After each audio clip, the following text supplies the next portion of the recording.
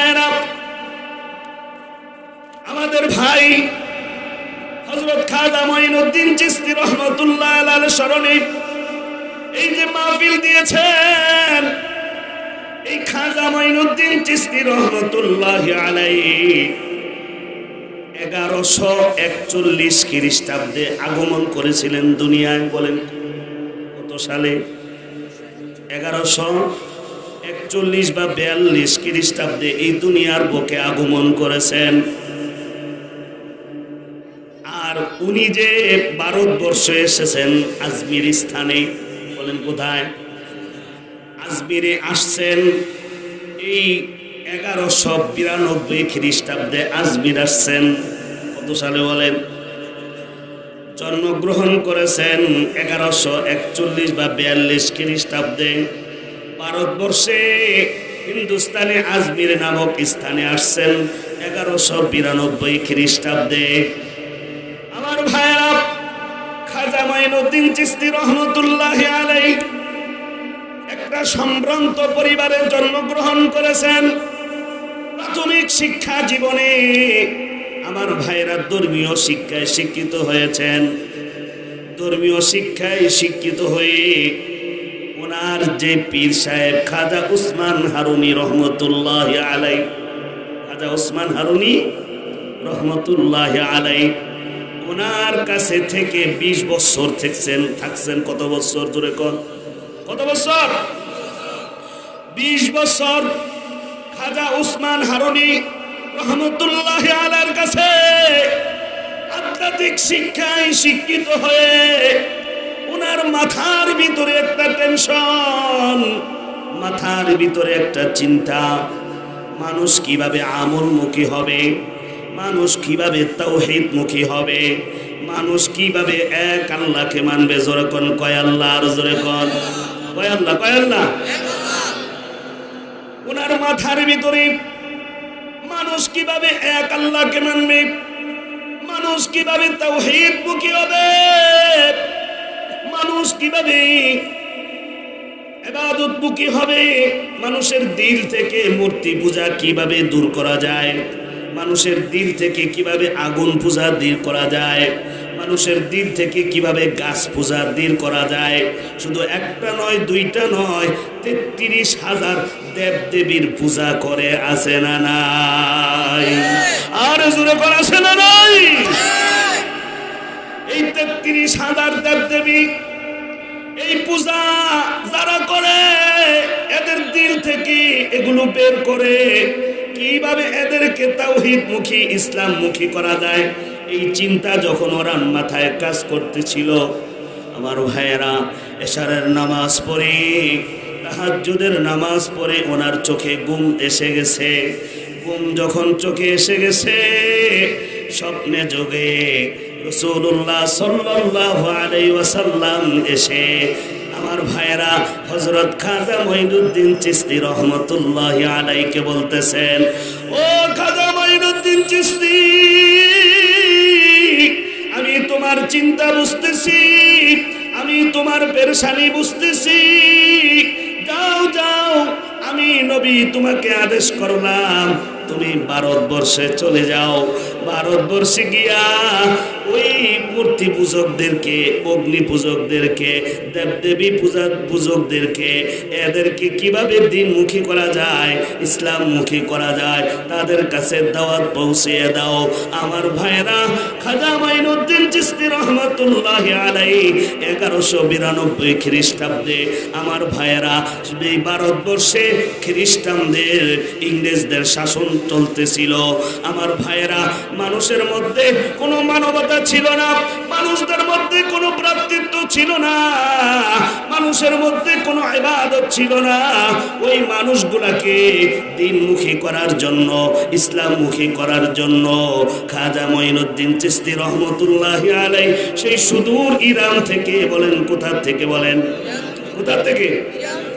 Iran থেকে, সুদূর Iran থেকে স্বপ্নে যুগে আল্লাহ রাসূলের আদেশে, আল্লাহ রাসূলের নির্দেশে ইরান থেকে যেই ভারতবর্ষে ইংরেজদের শাসন আমল ছিল, ওই সময় মানুষদের মধ্যে অগ্নি পূজা ছিল, মূর্তি পূজা ছিল, মানুষের মধ্যে আখেরাত বলতে কিছু ছিল না, তাওহীদ বলতে কিছু ছিল না।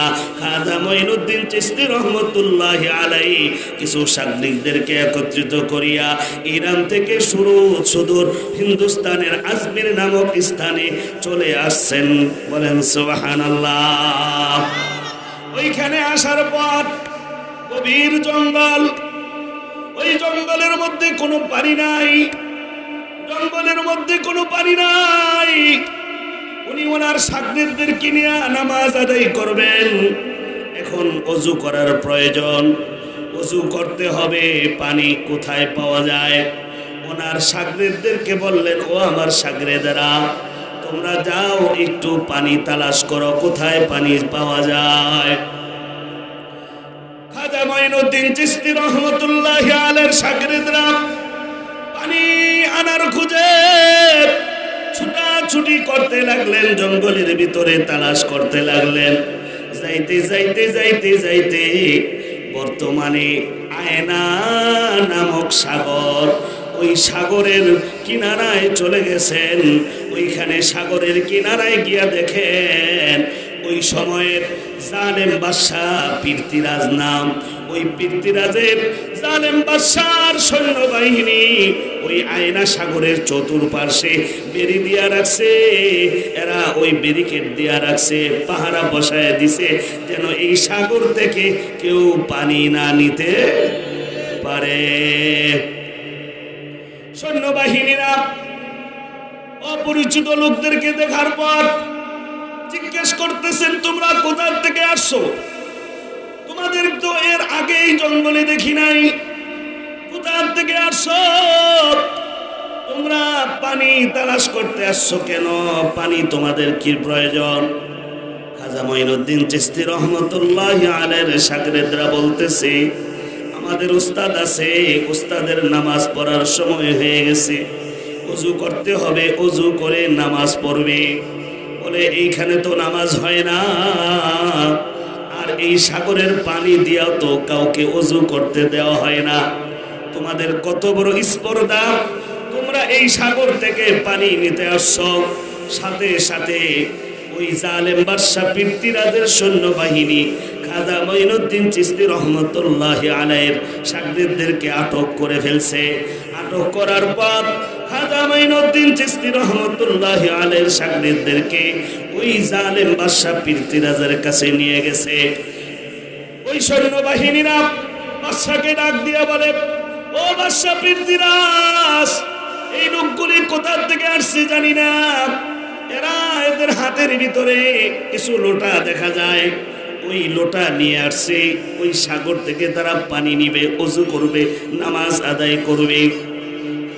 আমার ভাইয়েরা, জালেম বাদশা পৃথ্বীরাজ বলতেছে, কত বড় সাহস, দুঃসাহস, তোমরা এখানে আসছো, ওযু করবে, নামাজ আদায় করবে, আবার সাগর থেকে পানি নিবে না, তোমাদেরকে পানি দেওয়া হবে না, যাও তোমরা যেখান থেকে আসছো সেখানে চলে যাও। ওনার সাগরেদরা উস্তাদের কাছে চলে গেছে, খাজা মঈনুদ্দিন চিশতি রহমতুল্লাহি আলাইহির কাছে চলে গেছে। যাওয়ার পর ঘটনা খুলে বলল, হুজুর আমাদেরকে পানি নিতে দেয় নাই, পানিতে হাত দিতেও দেয় নাই। বলে কেন? বলে এই এলাকার বাদশা আছে যার নাম হলো পৃথ্বীরাজ, সে ছিল অগ্নি পূজক। বলেন কি ছিল? অগ্নি পূজক ছিল, মূর্তি পূজারী ছিল। সে ওই রাজ্যে শাসন ব্যবস্থা কায়েম করত, মানুষদের উপরে জুলুম করত। আমার ভাইয়েরা, ওই পৃথ্বীরাজ যখন তাদেরকে বলেছে তোমরা এখান থেকে চলে যাও, খাজা মঈনুদ্দিন চিশতি রহমতুল্লাহি আলাইহির কাছে সাগরেদরা গিয়া যখন বলছে পানি দেয় না, এদিক দিয়ে নামাজেরও সময় চলে যায় অবস্থা।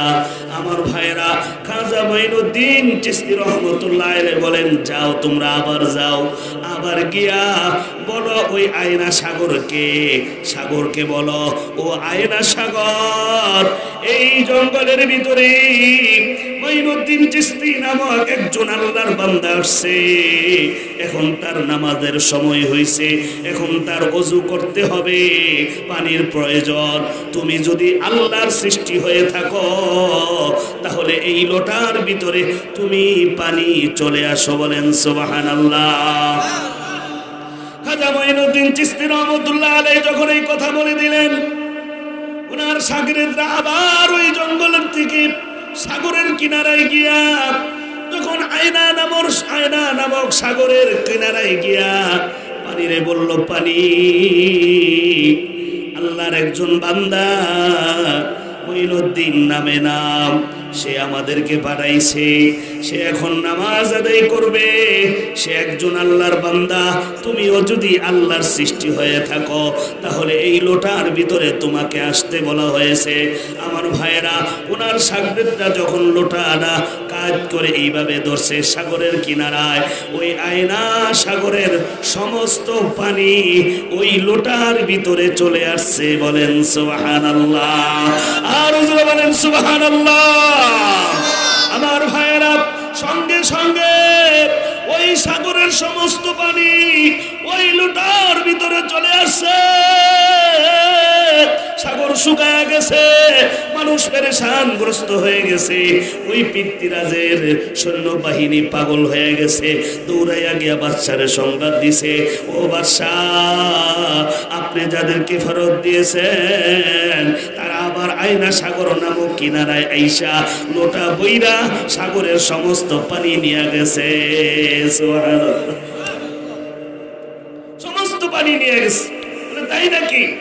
দৌড়ায় আসে পিতৃরাজ বাদশাহ, দৌড়ায় আসে, দৌড়ায় আসা দেখে খাজা মঈনুদ্দিন চিশতি রহমাতুল্লাহ আলাইহি ওযু কইরা তাই নামাজের মুসাল্লায় দাঁড়ায় গেছে, দাঁড়াইয়া নামাজ পড়তেছে, মালিকের পায়ে সেজদা দিতেছে, মালিকের পায়ে সেজদা দিয়া নামাজ আদায় করে দুই হাত তুলে আল্লাহর দরবারে শুকরিয়া আদায় করতেছে। এমন সময় জালেম বাদশা পিতৃরাজ ওই খাজা মঈনুদ্দিন চিশতি রহমাতুল্লাহ আলাইহির সামনে আইসা অনুরোধ করতেছে, জোর করতেছে, ভাই তোমরা কোথা থেকে আসছো? আমাদের আয়না সাগরের পানি কোথায় নিয়ে গেছো? আমাদের আজকের মাহফিলের সভাপতি জনাব হাজী আব্দুল হালিম সাহেব আমাদের মাঝে আসতেছেন, বলেন আলহামদুলিল্লাহ। আমাদের আজকের মাহফিলের প্রধান অতিথি আগমন, বলেন প্রধান অতিথির আগমন, হাজী আব্দুল হালিম সাহেবের আগমন। ওনাকে একটু দুইটা স্টেজ উঠাও, একটু ধরো ধরো। আলহামদুলিল্লাহ। কি বলতেছিলাম? যে জালেম বাদশা পিতৃরাজ আইসা ওই খাজা মঈনুদ্দিন চিশতি রহমাতুল্লাহ আলাইহি ওনাকে জিজ্ঞেস করতেছে, আপনারা কোথা থেকে আসছেন, কেনই বা আসছেন, আর আমাদের এই আয়না সাগরের পানি গেল কোথায়? এখন আমাদের অবস্থা তো খারাপ হয়ে যাবে, আপনারা দয়া করে আপনারা যেখান থেকে আসছেন ওইখানে চলে যান আর আমাদের সাগরের পানি ফিরাইয়া দেন, নতুবা এই দেশের লোক এই পানির কষ্টে এদের জীবন মরণাপন্ন হয়ে যাবে। আমার ভাইয়েরা, খাজা মঈনুদ্দিন চিশতি রহমাতুল্লাহ আলাইহি ছিলেন মানবতাবাদী, মানুষের কষ্ট সহ্য করতে পারতেন না, মানুষের ক্ষুধা দেখতে পারতেন না, মানুষের কষ্ট দেখতে পারতেন না।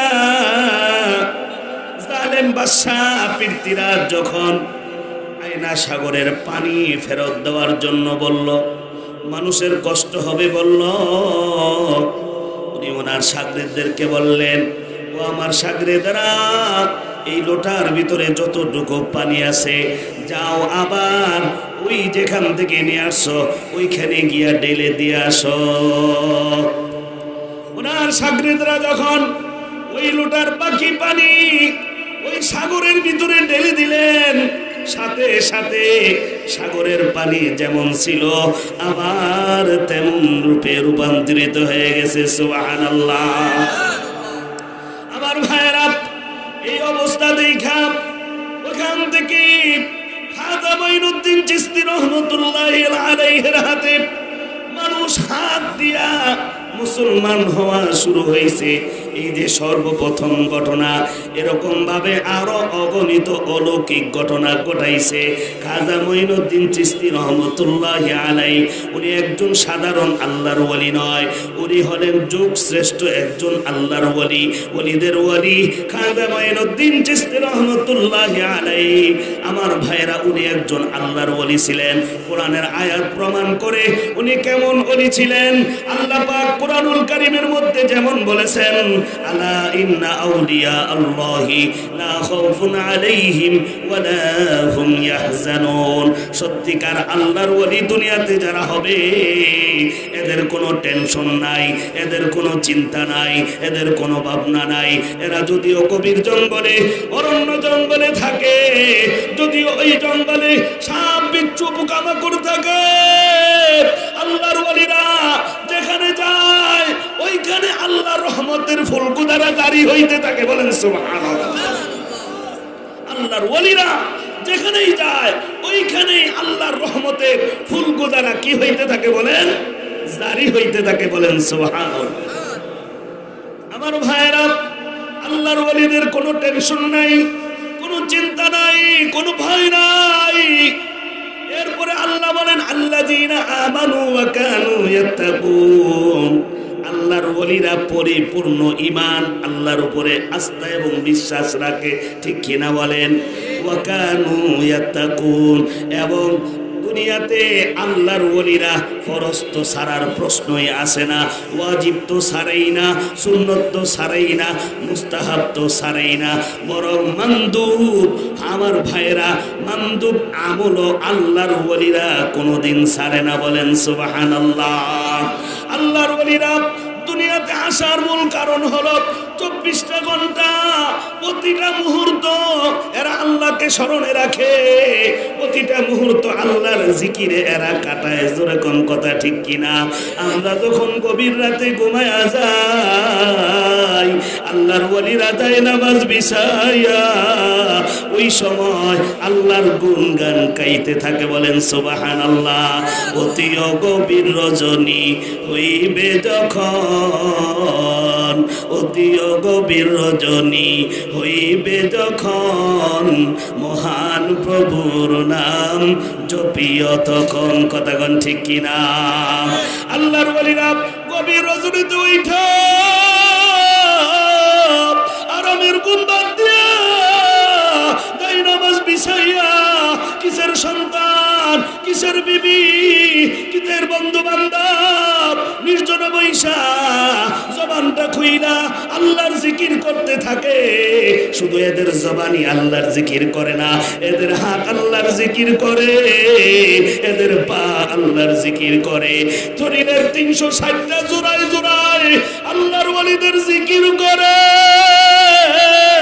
জিকির করতে করতে করতে করতে আমার ভাইয়েরা, কারি ইব্রাহিম সাহেব রহমতুল্লাহি আলাইহির ব্যাপারে শুনেছি, উনি যেই ঘরের ভিতরে জিকির করতেন ওই ঘরের দরজা জানালা বন্ধ থাকতো, পর্দা জানালা বন্ধ থাকতো, কিন্তু উনি যেই ঘরের ভিতরে জিকির করতেন কোন এক বান্দা ওই ঘরের চিত্র দিয়া তাকায়া দেখে কারি ইব্রাহিম সাহেব রহমতুল্লাহি আলাইহি একটা ঘরের ভিতরে ওনার শরীরের 360টা জোড়া সুইটা ঘরের ভিতরে আল্লাহর জিকিরে লিপ্ত আছে। বলেন সুবহানাল্লাহ। লা ইলাহা ইল্লাল্লাহ। জোরে লা ইলাহা, জোরে লা ইলাহা ইল্লাল্লাহ। যার দিলে আছে আল্লাহর ভয়, সে জিকির করে সব সময়।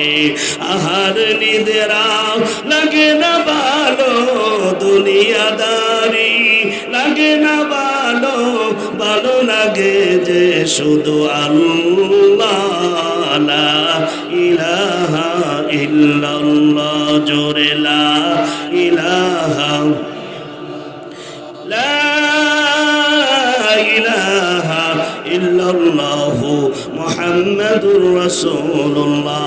বলতেছিলাম আল্লাহর ওলিদের কোনো ভয় নাই, আল্লাহর ওলিদের কোনো চিন্তা নাই, ভাবনা নাই। আল্লাহর ওলিরা আল্লাহর উপরে পরিপূর্ণ ঈমান রাখে। আল্লাহর ওলিরা দুনিয়ার সমস্ত গুনাহ থেকে বেঁচে থাকে। আমি বলতে চাই আল্লাহর ওলিদের নাম দিয়া যারা গুনার মধ্যে লিপ্ত হয়, আল্লাহর ওলিদের নাম দিয়া যারা গান বাজনা করে, এরা কখনো খাঁটি মুসলমান হইতে পারে না। ঠিক কিনা বলে? আল্লাহর ওলিদের নাম দিয়া কখনো গান বাজনা হইতে পারে না। ঠিক কিনা বলে?